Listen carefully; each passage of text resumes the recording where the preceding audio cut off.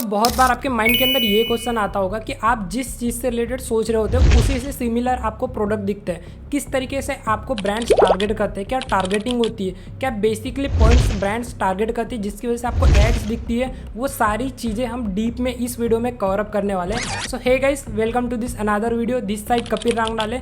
इस वीडियो में मैं जो आपको वैल्यू बताने वाला हूँ उससे आपको एग्जैक्टली पता लग जाएगा कि ब्रांड्स जो प्रोडक्ट आपको डायरेक्टली पिच करते हैं फिर टारगेट करते हैं जिसके थ्रू आप परचेज कर लेते हो, तो किस बेसिस के ऊपर करते हैं वो सब हम इस वीडियो के अंदर कवर अप करने वाले हैं। तो सबसे पहला पॉइंट आता है हमारा इंटरेस्ट। सबसे पहले ब्रांड जो टारगेट करते हो इंटरेस्ट बेसिस पे। ब्रांड्स अक्सर शुरुआत करते हैं अपने टारगेट ऑडियंस के इंटरेस्ट को पहचान कर, यानी कि समझना है कि उनके पोटेंशियल कस्टमर को क्या पसंद है। मान लीजिए आपका एक ब्रांड है जो आउटडोर एडवेंचर गियर बेचता है, तो आप उन लोगों को टारगेट करोगे जो हाइकिंग करते हैं, कैंपिंग, आउटडोर्स को एक्सप्लोर करने में शौकीन है। डेली लाइफ में ये तो हो सकता है जब आपने कैंपिंग टेंट खरीदा है, अमेजोन आपको हाइकिंग बूट्स भी सलाह दे सकता है, मतलब आपको कैंपिंग से रिलेटेड सिमिलर से प्रोडक्ट दिखा सकता है, या फिर हाइकिंग बेट जैसे सिमिलर प्रोडक्ट दिखा सकता है जो कि आपका करंट इंटरेस्ट है। करंट में आप उस चीज़ के अंदर इंटरेस्ट रख रहे हो और यहाँ से डाटा ब्रांड्स को मिल जाता है, पता चल जाता है कि आप करंट टाइमिंग पे किस चीज़ के अंदर इंटरेस्ट रख रहे हो। सेकंड पॉइंट है डेमोग्राफिक्स। ये एड्स का सबसे इंपॉर्टेंट पॉइंट है। ब्रांड्स को ये पता होना चाहिए कि उनके कस्टमर्स कौन है, जैसे उनकी एज, उनका जेंडर, सिटी और उनकी करंट इनकम। एग्जाम्पल के लिए एक लग्जरी वॉचेस बेचने वाला ब्रांड है, बुढ़ापे में ज़्यादातर वो अमीर लोगों को ही टारगेट करेगा ताकि उनके जो कस्टमर है वो वही है जिनके पास एक्चुअल में पैसा रखा हुआ है। जबकि अफोर्डेबल कोई भी स्नीकर सेल कर रहा है तो छोटे उम्र के लोगों को, बजट कॉन्शियस ऑडियंस को ध्यान में रखती है टारगेट करेगा। सोचिए अगर मैं फेसबुक ऐड चला रहा हूँ आपके एरिया के अंदर, 25 से 35 साल वाले एज के महिलाओं को मैंने टारगेट किया और मैं उनको सेल कर रहा हूँ योगा क्लासेस, तो क्या वो ज्वाइन करेंगी?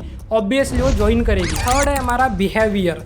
कस्टमर बिहेवियर को समझना बहुत ज़्यादा जरूरी है। ब्रांड्स अक्सर पास्ट परचेसेस, ऑनलाइन एक्टिविटी और दूसरे डाटा को इस्तेमाल करके आगे की परचेस को प्रेडिक्ट करते हैं। कोशिश करते हैं कि वो उनका जो पास्ट एक्सपीरियंस वो किस तरीके का था प्रोडक्ट के साथ में।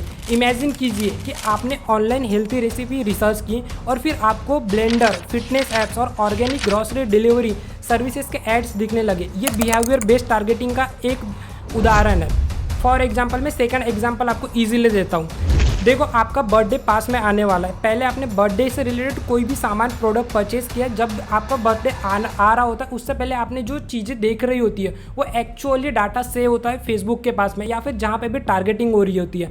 तो उसी बेसिस पे ये चीज़ें आपको टारगेट की जाती है कि आपका बिहेवियर किस तरीके का था और किस बेसिस पे आपको टारगेट किया जाए। आपका पास्ट बिहेवियर, आपने क्या चीज़ें परचेज कर रखी है, चाहे खुद के लिए या फिर किसी और के लिए, स्पेसिफिक डेट हो या फिर स्पेसिफिक टाइम हो, उस बेसिस पे आपने जो चीज़ें टारगेट कर रही होती है, तो जब वो टाइम फिर से रिपीटेडली आता है तो वही से फिर से चीज़ें, सिमिलर सी चीज़ें आपको दिखाना स्टार्ट कर देते हैं ब्रांड। तो आपको ये 3 पॉइंट्स बहुत इजीली समझ आ चुके होते कि क्या इंटरेस्ट होता है, क्या बिहेवियर होता है, क्या डेमोग्राफिक्स होती है और कैसे ब्रांड्स इस बेसिस के ऊपर टारगेट करते हैं। सो अगर आप फेसबुक एड्स के अंदर इंटरेस्टेड हो, आप सीखना चाहते हो फेसबुक एड्स का किस तरीके से बिजनेस किया जाता है, कैसे क्लाइंट्स के लिए एड चलाई जाती है, कैसे उससे अर्न करना होता है, किस तरीके से लीड जनरेट करनी होती है, किस तरीके से ई कॉमर्स किया जाता है, कैसे फ्रीलांसिंग की जाती है, या फिर किस तरीके से आपको डिजिटल प्रोडक्ट का बिजनेस करना होता है कंप्लीटली फेसबुक ऐड के थ्रू, वो भी ऑटोमेटेड। अगर आप कंप्लीटली फेसबुक ऐड सीखना चाहते हो डीप में एनालिटिक्स के थ्रू, तो इसके ऊपर मैंने 100% प्रैक्टिकल अपना एक कोर्स बनाया फेसबुक एड्स का, जिसके लिंक आपको डिस्क्रिप्शन के अंदर मिल जाएगी। फर्स्ट 20 पीपल के लिए वहाँ पे आपको 50% ऑफ मिलेगा। जस्ट चेकआउट पेज के ऊपर आपको 50 ऑफ का कूपन लगा लेना है। जैसे आप वो कूपन अप्लाई करोगे तो जो कोर्स की प्राइस है वो आपको आधे प्राइस के अंदर मिलेगी, लेकिन फर्स्ट 20 पीपल के लिए। तो जल्दी से जाओ, लिंक डिस्क्रिप्शन के अंदर इनरोल करो। अब बढ़ते हैं नेक्स्ट पॉइंट के ऊपर। फोर्थ आता है रीटारगेटिंग। कभी किसी वेबसाइट के ऊपर जाकर के कोई भी प्रोडक्ट देखा है और कभी उस जो वेबसाइट पे आपने प्रोडक्ट देखा था उससे सिमिलर प्रोडक्ट आपको इंस्टाग्राम, फेसबुक या फिर यूट्यूब के ऊपर दिखा है। माइंड के अंदर लाओ, सोचो कि आपको कभी दिखा है कि नहीं दिखा। नहीं दिखा है तो फिर से सोचो, और अगर माइंड के अंदर आए कि लास्ट प्रोडक्ट आपने कौन सा देखा और उससे सिमिलर आपको क्या दिखा, वो कमेंट के अंदर बता देना। ये अगर आपको समझ आया तो इसको बोलते हैं रीटारगेटिंग। कोई भी बड़ा ब्रांड जो है उससे जो सिमिलर से ब्रांड्स होते हैं वहाँ पे आप कोई भी प्रोडक्ट सर्च करते हो तो उससे सिमिलर जब एड्स दिखाते हैं तो उसको बोला जाता है रीटारगेटिंग। ब्रांड्स इसका इस्तेमाल पोटेंशियल कस्टमर से रिपीटेडली जुड़ने के लिए करते हैं। वो जो इंटरेस्ट दिखाते हैं लेकिन खरीदारी नहीं करते, ये एक रिमाइंडर की तरह काम करता है। जैसे कि ये याद आया आपको रनिंग शूज जो आपने पसंद किया था,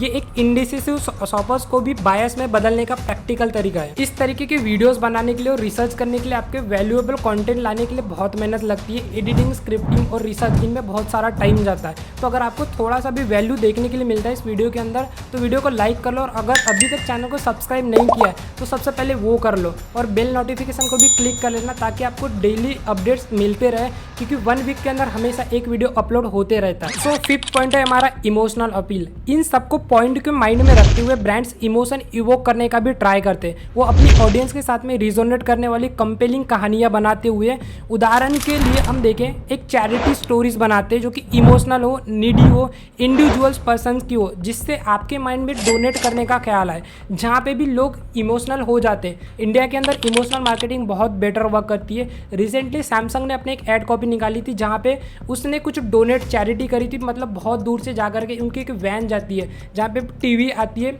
और कुछ ऐसे बच्चों के पास में जाती है, वो जाके ना चल पाते हैं ना उठ पाता है। तो ये होती है एक इमोशनल मार्केटिंग। यहाँ पे जब ऑडियंस खुद से कनेक्ट कर पाती है तो यहाँ पे एड्स चलाने की कोई ज़रूरत नहीं पड़ती है, अपने आप ही ऐड कॉपीज वायरल होती है। तो एक इमोशनल अपील के अंदर आता है। सो आई होप आपको ये सारे पॉइंट्स अच्छे से क्लियर हो चुके होंगे। ये आपके पर्सनल राइट, अगर आप एडवर्टाइजर हो तो ये सारी चीज़ें आपको अच्छे से यूज़ होगी। ये जितने भी मैं पॉइंट्स आपको बता रहा हूँ, ये पर्सनली मैं अपने क्लाइंट्स के बेसिस पे यूज़ करता हूँ। वहाँ पे हम ये सारी चीज़ें यूज़ करते हैं, वहाँ पे हम टारगेट करते हैं, because I am also Facebook advertiser expert. So I hope you like this video. अगर आपको जानना है कि डिजिटल प्रोडक्ट का किस तरीके से बिजनेस ऑटोमेटेड रन किया जाता है, उसको आप सीखना चाहते हो तो ये बाजू वाली वीडियो के ऊपर क्लिक कर लो, उसको पूरा वॉच करो, वहाँ पे आपको सारी चीज़ें क्लियर हो जाएगी। सो इस वीडियो में इतना ही, मिलते हैं नेक्स्ट वीडियो के अंदर।